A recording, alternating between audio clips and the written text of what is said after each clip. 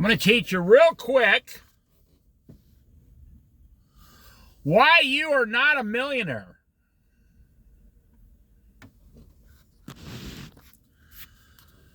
Now, in your lifetime, you are going to make about $1 million. People, if you make only $30,000 a year for 32 years, you'll made $1 million. If you make $40,000 a year for 30 years, you'll have made $1.2 million. And if your wife does the same, the two of you will have made $2.4 million.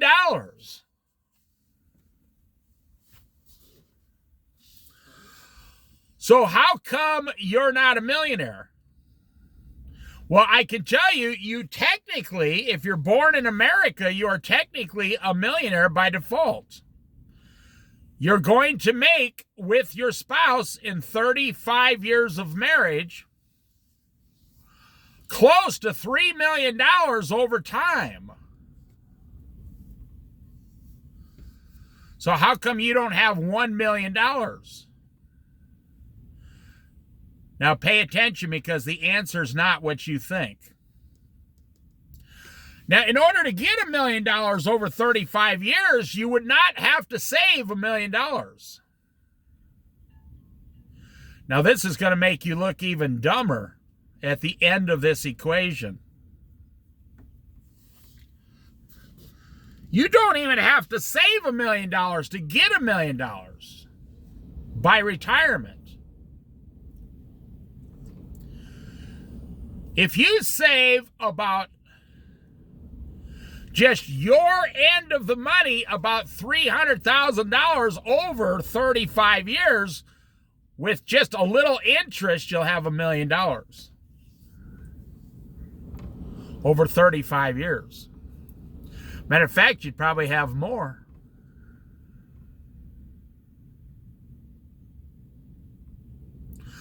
So if you save $10,000 a year for 30 years, that's $300,000. It will grow into $1 million with interest.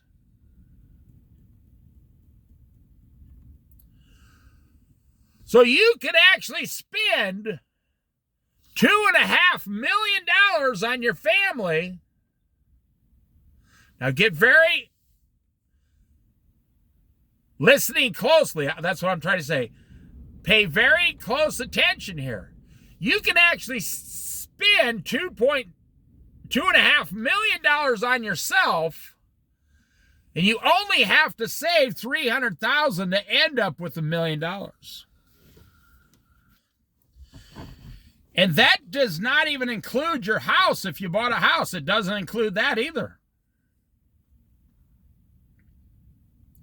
You say, well, now wait a minute. How come I am not a millionaire? You have to start at age 25 to 55, or at age 30 to 60 years old before you retire. You have to save $10,000 a year. So you make $40,000, your wife makes $40,000. I'm going by today's standards. That's $80,000 a year.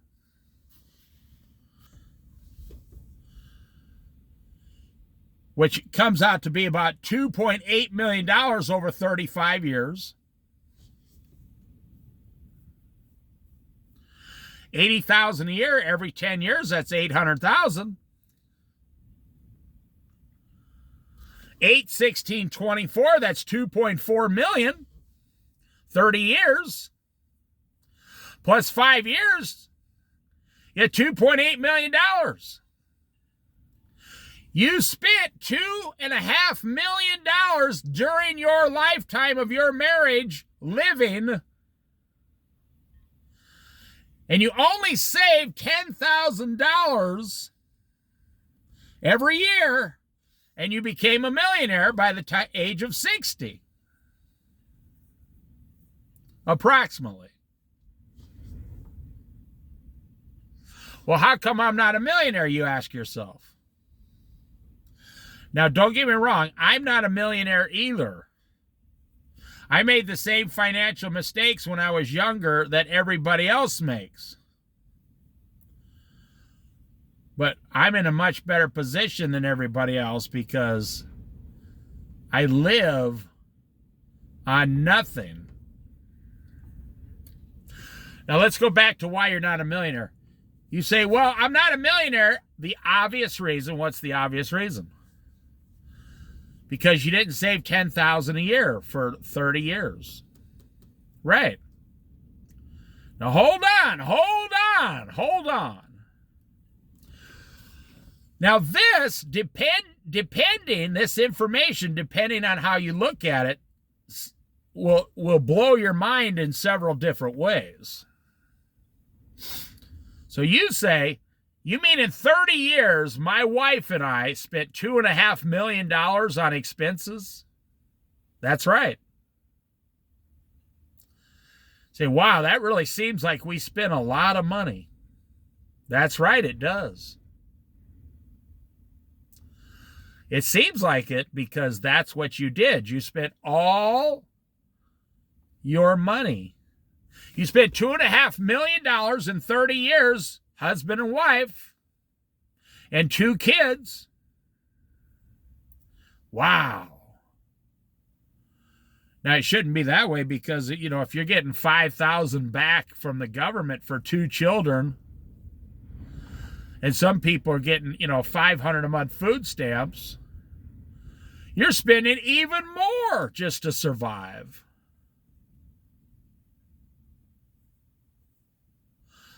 Say, now, wait a minute. How could we have spent $2.5 million? Well, it's worse than that. You made $80,000 a year. You spent $80,000 a year.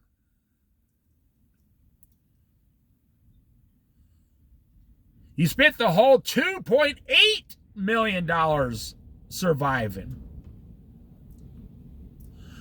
And you probably weren't even that happy. You say, whoa, how could that be? Well, you see, let's say you saved $10,000 a year, but you never. But what you did was you just spent the whole $80,000 every single year.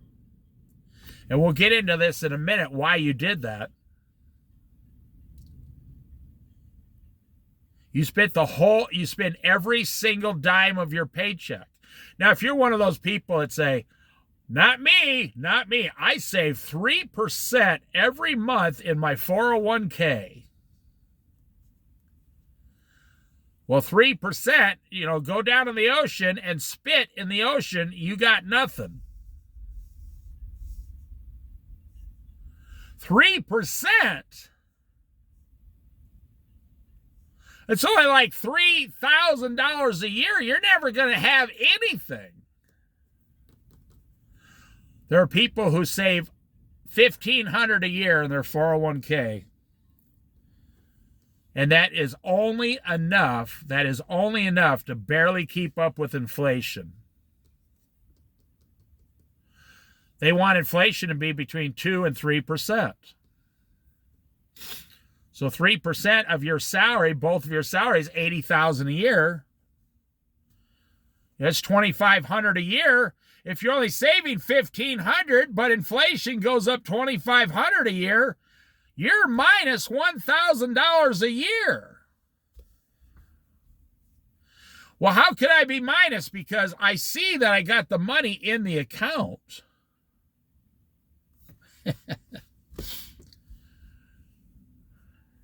Boy, I could write so much about stockbrokers.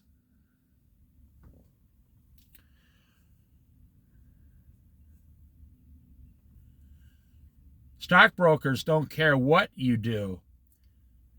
They get some of these guys get 6% fee. They get 3, 4, 5, 6% of your money.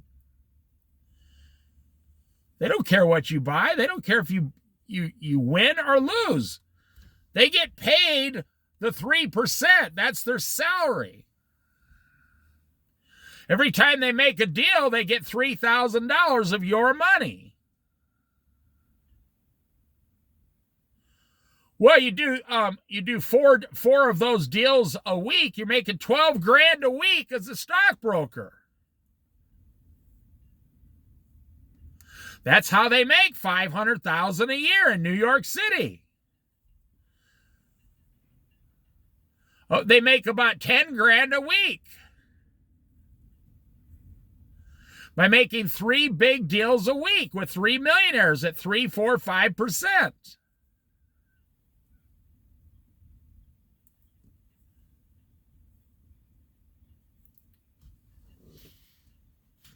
So here's the deal. Let me shift gears here why you're not a millionaire. Your yearly expenses have killed your life. If I told you what I live on every month, you would probably drive here and punch me in the face. Or you just wouldn't believe me.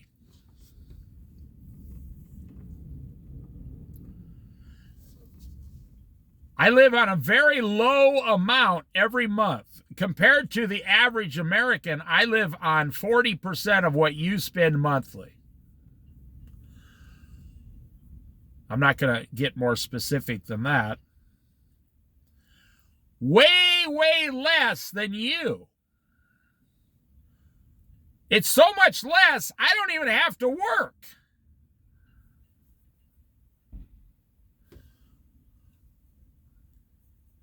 You see,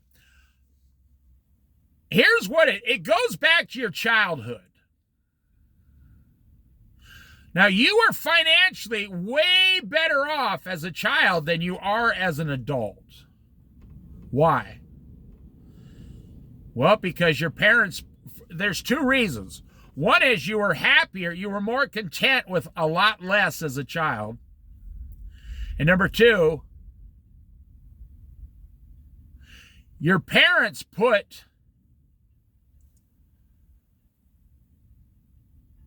they put rules and regulations on how much you got each week. And then they just covered, the expenses like you do for your children. But you don't give your children a place to live and all this and clothing and food and then go out and buy them a brand new $70,000 truck, do you? Now, here's the deal. Well, I had a neighbor girl. Her dad was a brain surgeon. And boy, she was so spoiled. When I was 21, she was 19. This was on a farm like 5 miles away from my house. And her brain surgeon dad bought her a $60,000 truck 40 years ago. And she had him take it back because it was the wrong color. She had him take it back and it was the wrong color. She threw a fit. I told her, I said, "You are one spoiled little brat."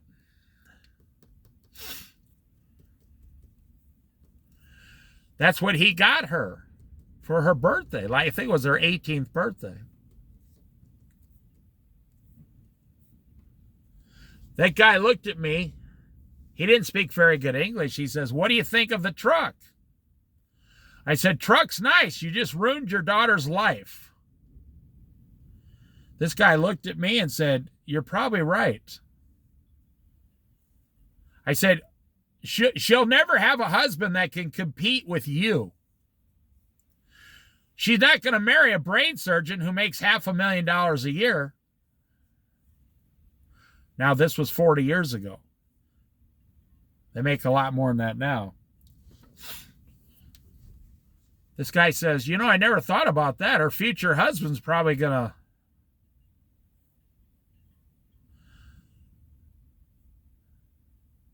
I said, "If I wanted to ask your daughter out on a date, it doesn't matter what. If I worked all week and gave her my whole paycheck, she wouldn't be happy. because she could always run home to daddy. And of course, that girl, I think she got divorced like 3 times. And then when her father passed away, her and her sister inherited millions of dollars. But they weren't happy. Now let's go back to your childhood. You see, Saturday night, I want to take you back to Saturday night when you were a child, 14 years old. You know, you didn't have a girlfriend, you didn't have a wife, you were 13, 14, you were in that kid stage before you started, you know, looking at the opposite sex, so to speak, in a serious way. Remember back when you could play with like the neighbor girl and you had no feelings at all? She was just like your friend and you just hung out together, but there was no feelings at all. Because, you know, you were 12, 13, 14 years old. I remember a girl called me when I was 14 years old. This is a true story. And she lived in town. She says, "You want to come over to my house?" I said, "Yeah, sure. I mean, where is it?" I got on my bicycle on a gravel road, and I drove my bicycle like 9 miles down to her place, and I finally found the place. And she was a girl in my class. We were in middle school. And I was like, if I was 14, I had to be barely 14. And she says, she takes me downstairs, "You want to watch a movie?" There was no VCRs, nothing. I said, sure. She was in this pretty rich house. I was like, wow, this house is amazing. She said, "Yeah, my parents, they're rich." Her parents were right upstairs. She says, now she was 13 years old. She says, "Okay, the reason I called you over here, I want you to kiss me on the lips." I was a farm boy in boots on a bicycle. I was sweating like a hog from pushing that bike 9 miles. I said, "You want me to what?" She goes, "Well, I want you to kiss me." I said, "You called me over here to kiss you?" I stood up. I said, "I got to go." Whoa, this is freaking me out. And I went up, and her parents says, "You're leaving already?" I said, "Yeah, I forgot. There's something I have to do." You know, I just met some stupid excuse. I said, "Thanks for having me over. Bye." I was only there for like 15 minutes. Because at that age, believe it or not, I had no interest in girls. Now, the reason I told you that story, so I go to school on Monday, right? And the girl comes up to me and says, "You're a freak. Do not ever speak to me again." I said, "With pleasure. Because I'm not the freak, you are." I never spoke to that girl, never spoke to me again.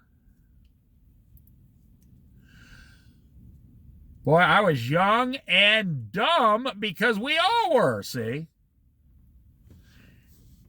But you see, I was 100% content with what I had in life. I had my parents, my grandparents, I had a BB gun, I had a buck knife, I had a bow and arrow. I helped split wood with my dad, I ate food. I had all this hundreds of acres to run around on, around me, the neighbors. I had a big long wooden creek. C-R-E-E-K, a creek down right next to our house. I had a wrist rocket slingshot. I had my best friend living down the street.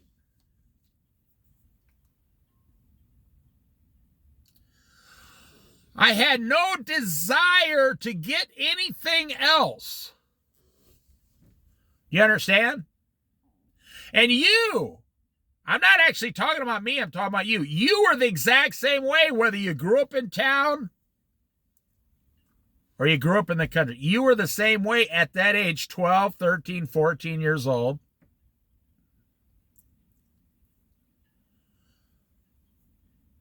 You were happy and content. You remember your first car? Now we're talking about why you're not a millionaire today in 2025. Your first car, well, my first car cost $375. That was a nice car, too. My brother, my older brother, helped me find it and pick it out. I was 16 and a half years old, my first car. $375. It had like a slant 6 engine in it. It was the greatest thing, you know. I got my own car.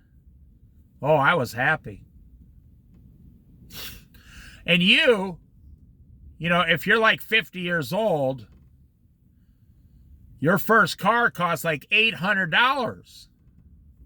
Unless you're spoiled like my neighbor, the brain surgeon's daughter, and, you know, your first car was your parents' $40,000, you know, Cadillac or something. Now you're ruined for the rest of your life. See, the thing is about Jesus Christ, once you experience luxury,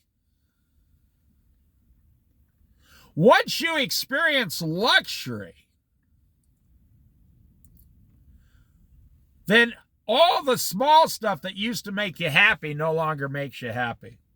You got to be very careful, see? Now, what I'm leading up to is your first car cost $1,000. The car you have now at age 50 cost $48,000. Your first house was just a room in a house. Your house now today is worth $400,000. You used to come home and be happy with $3 in candy bars and some Pop-Tarts for Saturday night. Or if your mother got a pizza, 3 pieces of pizza were the greatest night of your life. Today, you and your wife, you're not really satisfied if you spend $100 on a dinner and they ruin your steak. You're not satisfied. I knew a girl, I was working in a restaurant, and she was a customer, but she was the sister of someone who was friends with the owner. And she came in on her anniversary. Her and her husband's 20th anniversary. And I made the reservation and everything.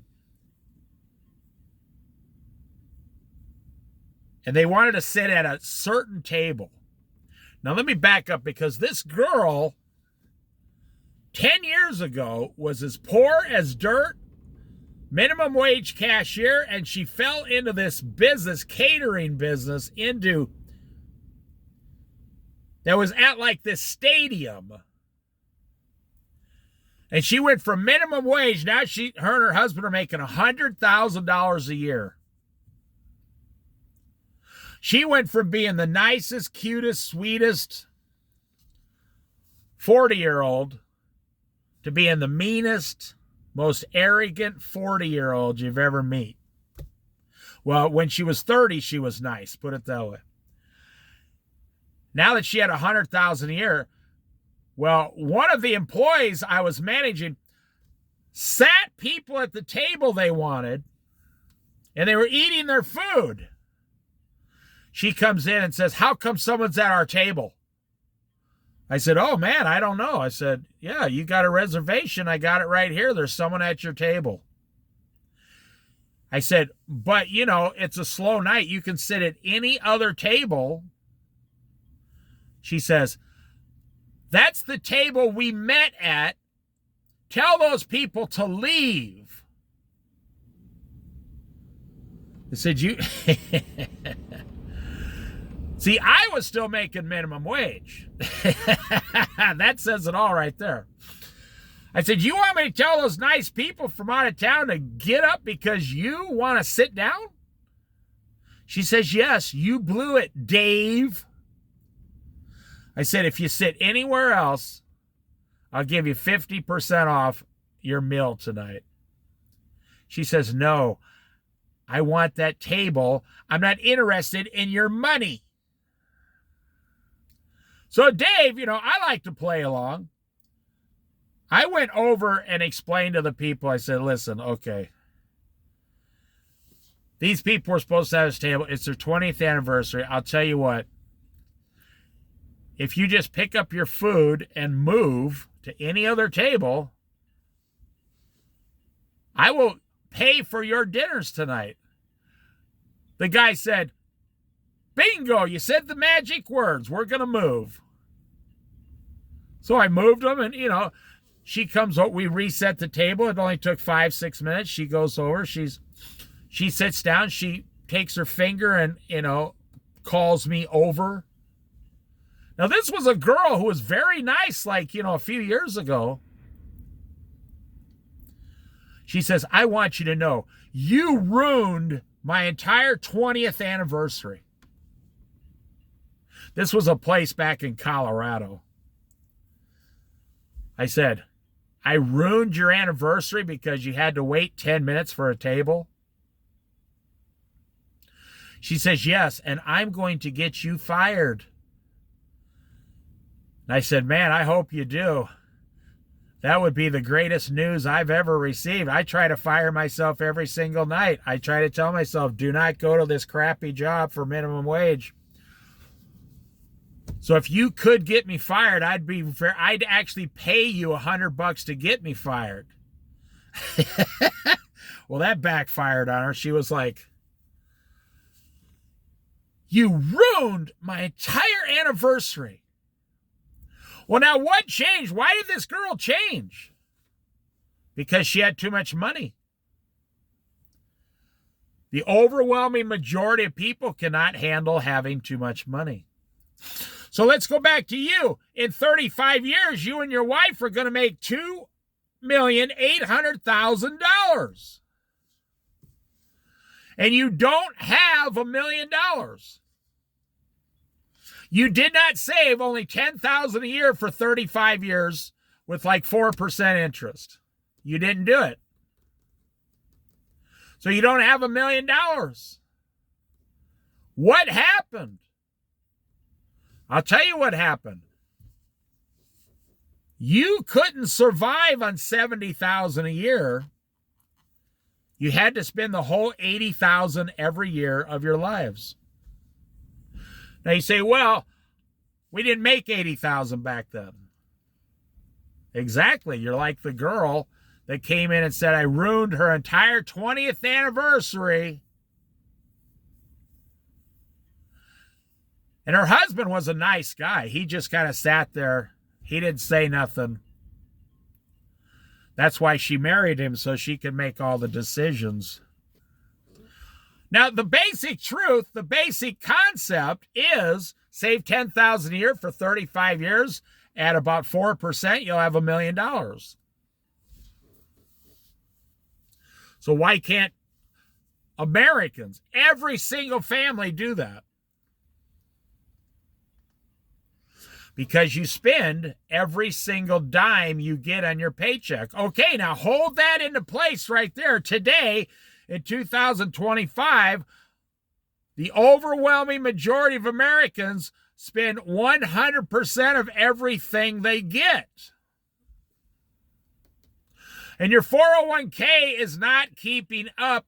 It's not a savings, really. It's an inflationary. And I'll tell you what's really scaring you out there. If Donald Trump keeps going like he is, he's going to cause the stock market to crash. And your 401k will be worth 40% less, whatever it is today. So if you got $100,000 in your 401k, when Donald Trump's done, you're only going to have $60,000. You say, no, he's going to increase it. You just don't understand how money works. You can't fire several million people and expect the stock market to go up. It's just common sense. You can't fire millions of people and expect the stock market to rise. Just use common sense.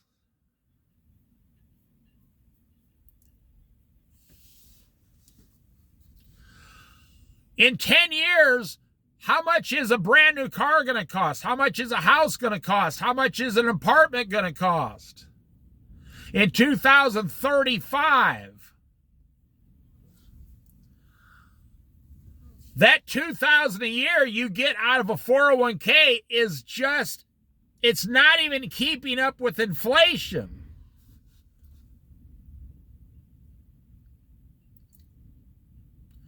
So what's the answer? Well, I got the answer. I've known this ever since I was young. My dad taught me, actually. My mom, she was a fantastic country girl, but she would spend up to her last dime if she didn't save nothing.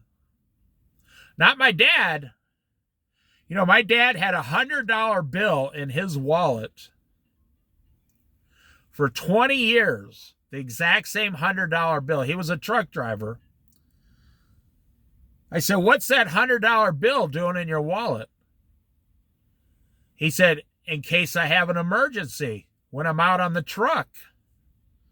In case I have a big emergency and I need this money to get back home.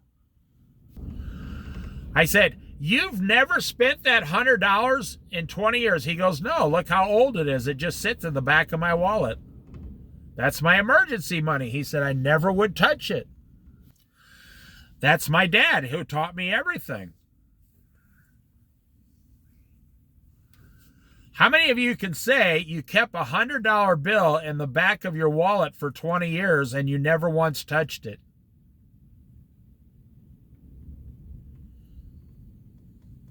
I find that fascinating. And that was my dad. That's who I was born and raised with, and that's who trained me to do all these things.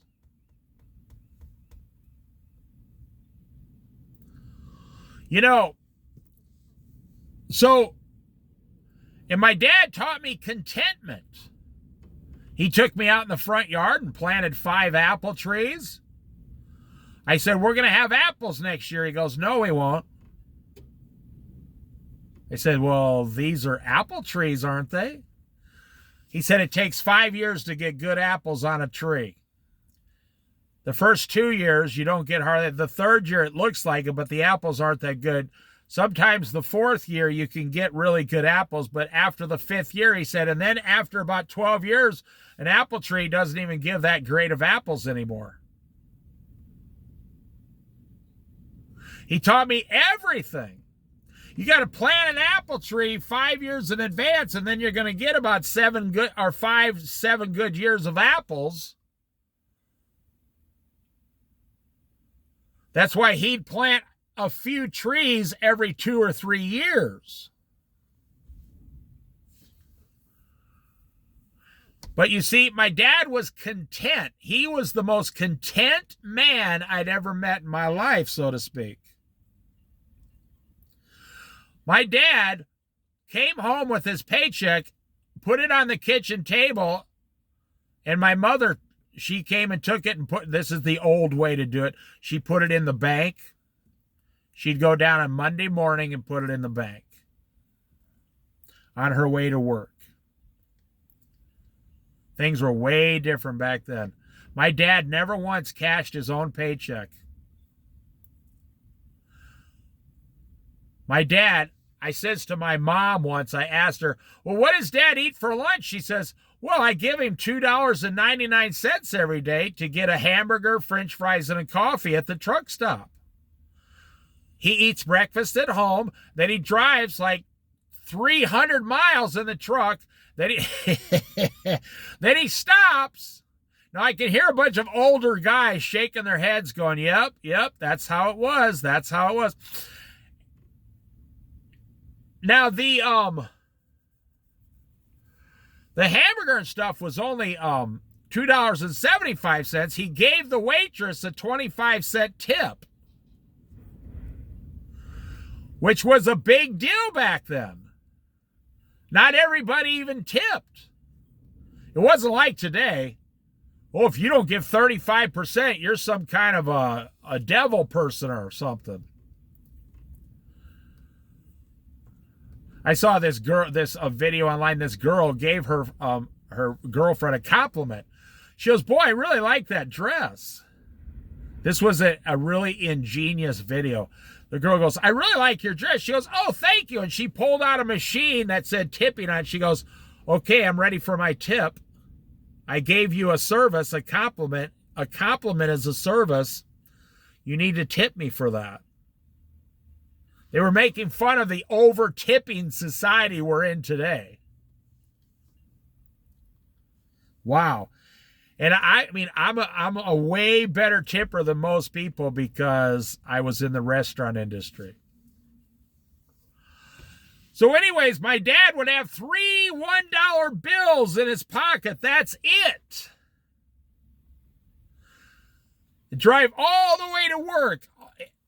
You know, my dad put gas in his truck on Sunday afternoon. And that was enough gas to go back and forth to work for 6 days. True story. And then he would have those 3 $1 bills. And he would say, "I'll take the usual." And, you know, they say, "Okay, $3. Here's your hamburger, a small hand of fries, and a coffee. $3. Well, $2.75 plus the 25-cent tip. He'd say, "Thank you." He'd go back out in the truck 25 minutes later and get back to work. I said, "Well, what would happen if you lost the $3? My dad said, "Well, then I just wouldn't eat lunch today. I'd come home and eat dinner." He says, "What are you, some kind of a wimp? You can't skip one lunch in life?" My dad says, "You got a lot to learn, boy." I said, "Well, I may have a lot to learn, but I don't want to skip lunch. I still want my lunch while I'm learning these lessons." Me and my dad got along fantastic. But here's the thing I'm telling you. He was content. That's why he was successful in his life. My dad saw a wood splitter, $299. 1975 at the farm store, $299. And he said, "You know, I bet I can make one of these for $150. He went into his garage. He had a like an 8 horsepower motor. He got an old piece of railing from a railroad rail, cut it in half, put the motor on the back, and then he went down. He had to buy a what do you call it? The thing that pushes forward. And then he put his gears on there and stuff, the hydraulic. And he welded it together, the part on the front, and he pushed the log into this piece of V metal, and the wood would split in half. And he, instead of paying $299, he paid $150 and made his own wood splitter. And he put a little axle on the back and welded it with 2 wheels on it. And it had a little hitch on the front. He put it to the back of the tractor, and away we'd go. Or the back of the pickup, and away we'd go. Now let me wrap this up. The average American is never going to have a large savings account because they're not content with their wages. The Bible says the soldiers, the Roman soldiers came to Jesus and said, "Lord," the ones that believed him when they saw what he was doing, "Lord, what must we do to be saved?" He said, "Be content with your wages and stop taking bribes from people." In other words, stop stealing and honor God. Be content with your wages. These ducks down here are perfectly camouflaged. You can see them going back and forth, but I mean, they're literally, you can't really see them the way God made it. They just blend into the water so perfectly. So be content with your wages, saith the Lord God. Well, I want more, Lord. I want more. I want more. I want more. You know how many people pray to God every day? Give me more, give me more, give me, give me, give me. And the Lord says, don't you and your wife make $80,000 a year? Now, real quickly here, we got another problem in society that, you know, people have never really experienced before. I was reading this large article recently about the percentage of people who are completely overwhelmed by owning a house has almost doubled. And they're stuck. And it's all people over 45 years old. This lady was on the East Coast. She said, I own a $300,000 house. She said, I make $90,000 a year. I own a $300,000 house, but the taxes are $6,500 a year, and the house needs a new roof, and I was just quoted as $75,000 for a new roof. She said her house now takes 60% of her income. And all the young people were complaining during the pandemic when they bought all these $280,000 houses. They're like, it's not the payment. It's everything else. The water heater, the dishwasher, the plumbing, the sewer, the roof. Everything, every time we come home, the house needs another $300 or $400. And they want to get out as fast as possible. So in today's society, it's not really even 100% about contentment. It's about survival. You know, I'll tell you what, I feel, I mean, this is what it takes. People have to suffer loss, L-O-S-S, they have to suffer loss in order to learn their lessons for the next round they go to. There's going to be record number of bankruptcies here in the next couple, 3 or 4 years, because people are going to have to lose all their toys to figure out that that doesn't work to live that way. You can't make $80,000 a year and spend $79,000 a year and expect everything to go perfect. It doesn't work that way. You know, if you own a house, you know, if you've ever been a bad boy or a bad girl, you know, in your finances, you know, if you own a house, you just call a couple credit cards and they'll just send you a new credit card with a $10,000 balance. And then you max out that card to survive for 6 months. But the end result, you're going to file bankruptcy anyway. Now you're just going to file it on more stuff, more credit cards.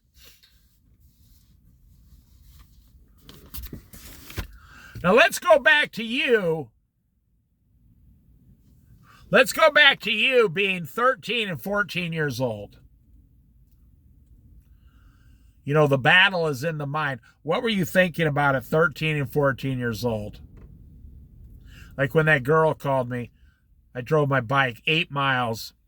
I was thinking, hey, I made a new friend. How stupid was I? I was the dumbest little farm kid. She wanted a guy to kiss her on the lips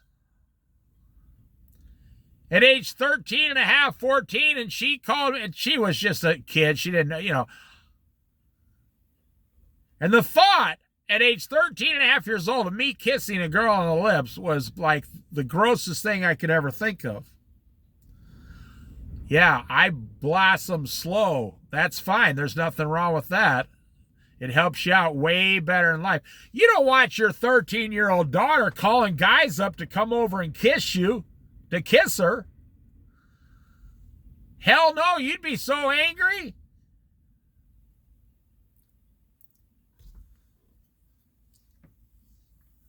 So, the worst part was riding all the way home. Oh, my legs were so tired. I'd never ridden a bicycle, 16 miles before.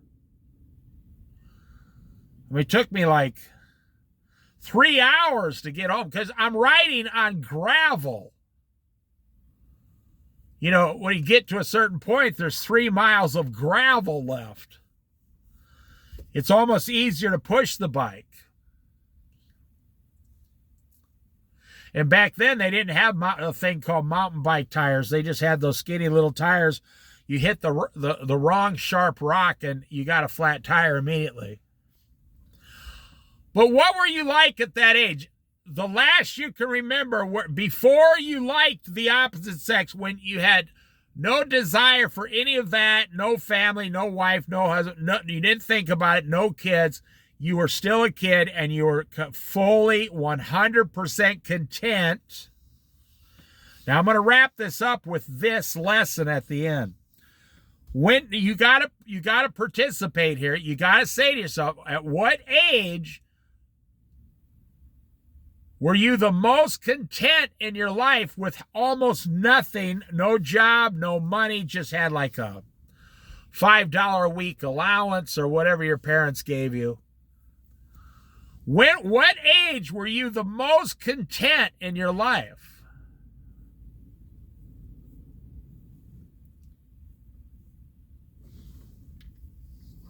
Where you had no worldly problems whatsoever.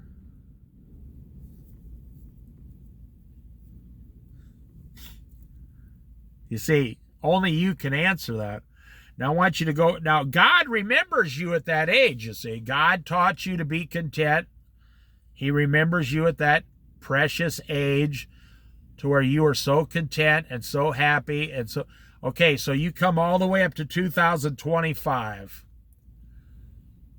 Kind of shameful. It's kind of shameful the way you live now that you look at it that way. You say, wow.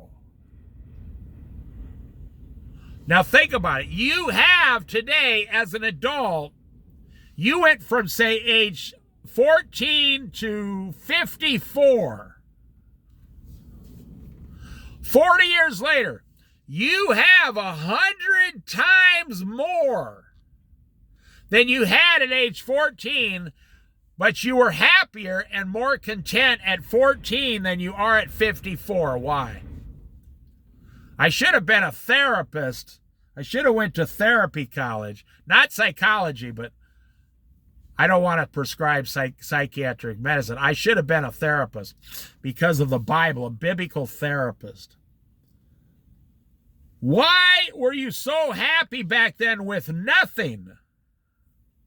With nothing. You remember when you used to laugh so hard, boogers would fall out of your nose? You'd be laughing so hard you'd be slobbering. You'd laugh so hard you had to lay on the ground because you couldn't stop laughing so hard. You were so happy. You'd take those 2 or 3 pieces of pizza into your room and you'd be like, oh, this is going to be a great night. Or like your aunt or grandma would give you $6 or something for your birthday, and you're like, oh man, I got $6. I'm so rich right now. Why? What made you so content back then? And today you have 100 times more minimum. 100 times more.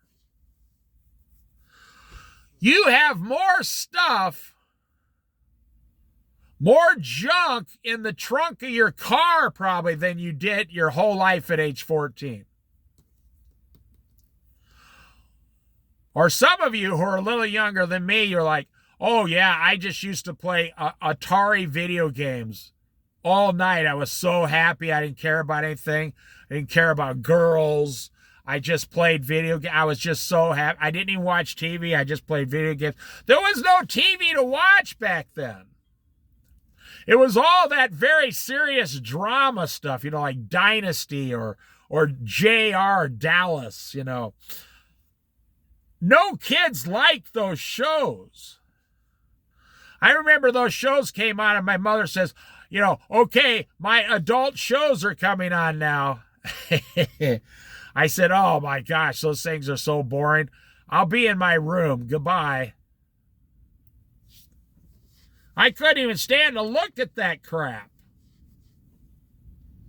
So how come today at age 54, 53, 52, you are not as happy as you were at age 13 and 14?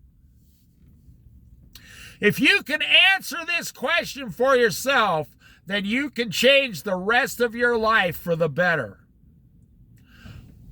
You cannot go forward in life, but you can go backwards and do what you used to do to make you happy. Remember when you were young and you'd go out in the yard at night and look up at the stars with your best friends, lay on your back and just watch the stars? You do that for like 3 hours. And then your mom would yell, "You're getting grass stains all over your clothes." Well, who cares? They're kids, they're children. Who cares what they look like? You probably do the same thing as your parents did. You're yelling at your kids for playing in the dirt. Who cares? Take a shovel of dirt and throw it on their hair. Who cares? They're kids. Let them enjoy this moment of complete, utter contentment and joy. When you don't know that much about the world and everything to you is an amazing possibility. And at that age, you're doing a lot of dreaming.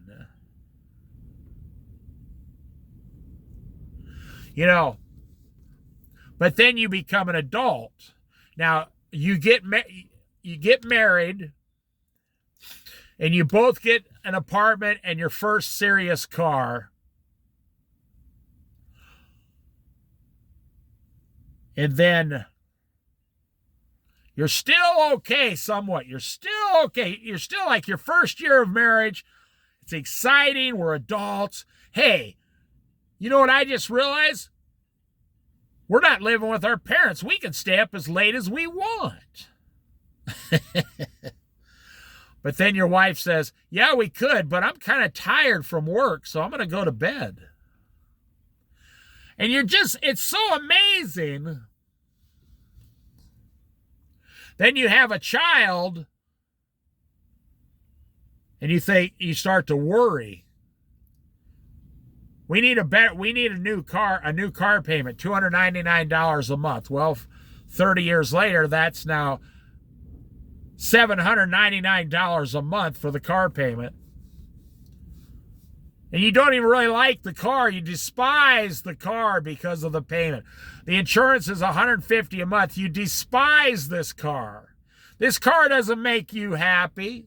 You remember your first car? You'd look out the window and go, I could get in that car right now, drive downtown, buy a candy bar, and come right back if I wanted to. You saw a car in a whole different light. A car wasn't something you wanted to pay every month on. You saw a car, your first car, as like a really awesome bicycle with windows and a roof and tires. And, it was a really awesome bicycle. You remember, you get on your bike, you'd ride downtown, buy your bag of candy, and come home on Saturday night. You were perfectly happy with $4 of candy. And my mom would say, David, did you buy your mother something? I'd say, no, my mother doesn't like candy. But she knew I bought her something. I said, yes, I bought you something. Calm down. That's why she'd let me go down there, because she wanted me to get her something. Which is fine. You know, it was a win-win on both sides. I loved my mother. Don't get me wrong. My mother was an amazingly gentle woman. Until you went against her, and then she grabbed my dad's belt and started chasing you around the house. Which is good, because she had 3 boys, and that's what it took to get us in line. If she could catch one of us, she had to catch us first. We all loved our mother, oh yeah. But what made you so content with your first car? You didn't even have to go anywhere. You know, I'm still the same way. You guys can tell I drive around a lot, you know, in the wilderness, to the beach, whatever. I still see a car the exact same way I did my first car. I always have. I don't see a car as an expense. I see it as a tool to take me from point A to point B. I see a car as an amazing thing. I'd rather own a $3,000 station wagon that you could sleep in the back and go camping. You got these You got these $90,000 SUVs today. Like those Z71 SUVs. $90,000, and they're not big enough to sleep in the back as an adult. They're not big enough to sleep in the back. But a $3,000 station wagon, you and your wife could camp in the back of that for a week and be just fine.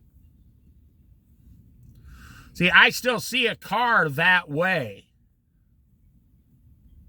I've never had a car payment. I also see an apartment as a place to live. Go to the bathroom, shower, sleep 8 hours, you know, lock the door, cook your food, get ready for work, a place to store your bed, your clothes, and some of your, you know, things you got in life, and that's it. That's why I've never bought a house. I'm like, well, what would I put in a house? And I would never spend a lot of time in the house. What would I put in the house? In an apartment, I don't mow the lawn. I don't pay the water bill. I don't pay for the garbage dumpster. It's all included in on the rent. I don't fix the roof. I don't fix the sidewalks. You see, and the landlord makes plenty of money off all the people. It's a win-win. I see a house, say, well, I have a house. Most people say, we have a house. We get a house when we get children. Well, how come you didn't rent a house for less than you could buy a house? You can rent a house for 30 to 40% less than you can buy a house. Well, yeah. And they say, that old lie. Yeah, but you're throwing money away on rent. No, you're not. If you're going to buy a house for, let's just say, $2,000 a month, but you can rent the same house for $1,200 a month, that gives you $800 extra a month. You can invest $800 a month, which is here we go, catch 22. I brought you a round circle here. I brought you all the way around. You could save $800 a month, which is $10,000 a year, which is 35 years is your $1 million at retirement. I just gave you the money. But you have to just rent a 2-bedroom house instead of owning a 2 or 3-bedroom house.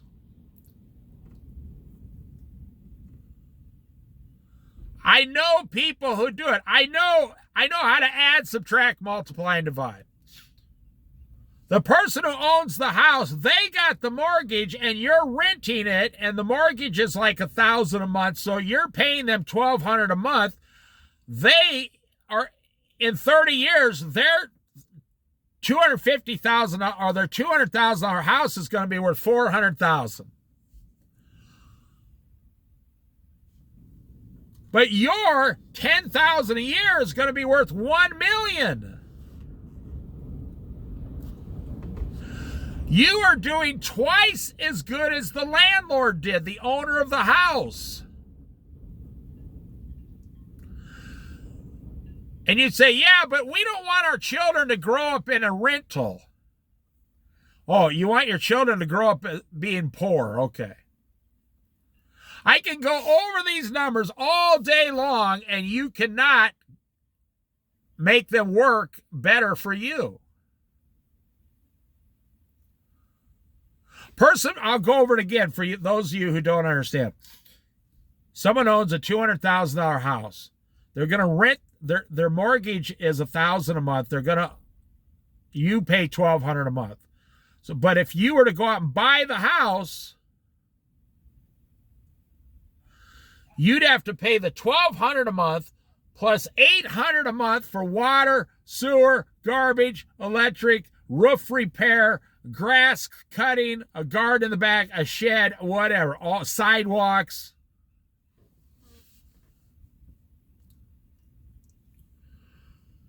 And then you'd also have to pay the interest on the mortgage. But I rent your house. I just pay $1,200 a month, and I save $800 a month in a savings account, and in 33 years, I'm a millionaire.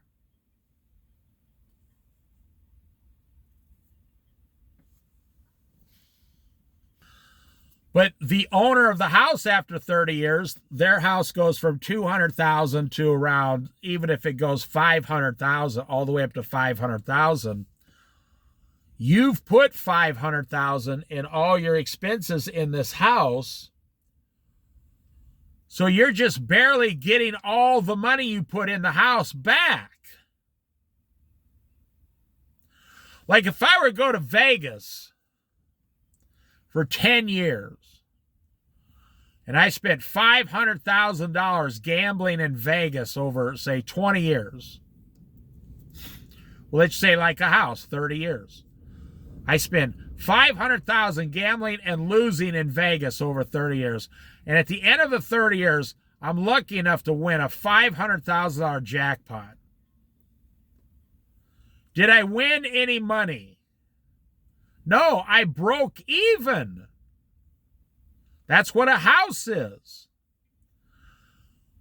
All your expenses, you're breaking even. That's why owning a house today is not going to make you rich. You're going to break even over time.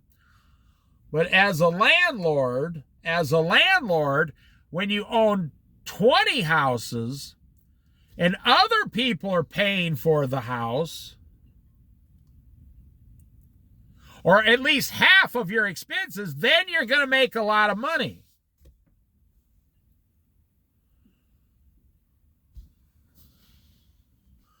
I'm going to wrap this up. The most important part of why you're not a millionaire is because how did you go from being a teenager spending, say, $300 a year? And I mean an early teenager, not 16, 17, 18, 19 years old. No. How did you go from spending $300 a year being completely, perfectly happy in life, fully content, to now you spend $80,000 a year and you're miserable and you cannot get ahead, and on Monday morning you have to go to work or everything you have will collapse around you? How was it as a teenager you could take 3 months off every summer from school and go out and mow the neighbor's lawn and around the neighborhood, do odd jobs, make a ton of money back then, which was just a few $100s, and have all the time to yourself and be completely happy. Now, if you're going to say, well, because my parents paid for the house and my clothes and all that stuff, that's not a valid excuse. That's something you do for your children anyway. And what we do is we use that excuse to blame our children for our poverty. I hear so many people say, well, I raised 3 children. That's why I'm poor. No, I think you're poor because you like $80,000 cars and $42,000 spas and $38,000 remodeled kitchens.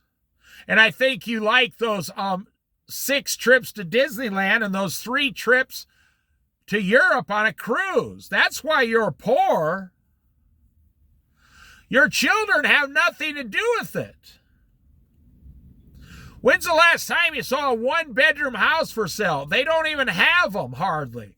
Every house is 2 or 3 bedrooms, so whether you had children or not, you would have still bought a house for 2 and 3 bedrooms. Your children had nothing to do with it. And in today's society, you spend about, $5,000 on a child per child, but the government gives you back $2,500 of that. I'm saying you cannot say I'm poor because I have children. That's a really bad excuse. I mean, your children did not cost you even half of what you make. Especially little children, if, as long as they're healthy, cost you very little, like 20% of your entire wages. Where did all the other 80% of this, $2.5 million go? It went to all the expenses that you as an adult signed up for at the bank, and you said, I'm not happy until I have a house and a car and a... You have no idea how many times I see people pull up to the bank, $60,000 cars, they get out, they have $1,500 worth of clothes on, $1,000 cell phone, and they go into their bank to pull $20 out of their account because they don't have any other money. They spend it all. It's all credit card payments, house payments, and car payments. I was listening to Dave Ramsey real quick. This lady and her husband made $350,000 a year. They made $350,000 a year. They were both professionals in the medical field. Dave Ramsey said, okay, how much do you owe? They said $800,000. He said, what? What have you been doing? Who would even give you